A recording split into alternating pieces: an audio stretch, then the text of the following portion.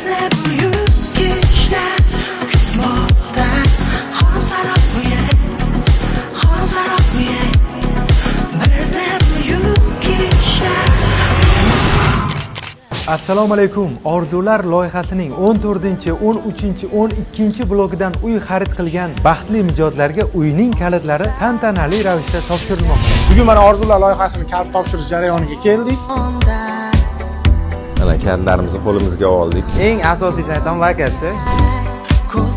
Hammalaringizga omad tilayman. Mana shunday uylar ko'proq qurilaversin. Muddatdan oldin bitadi, odamlarga zo'r bilan motivatsiya bo'ladi.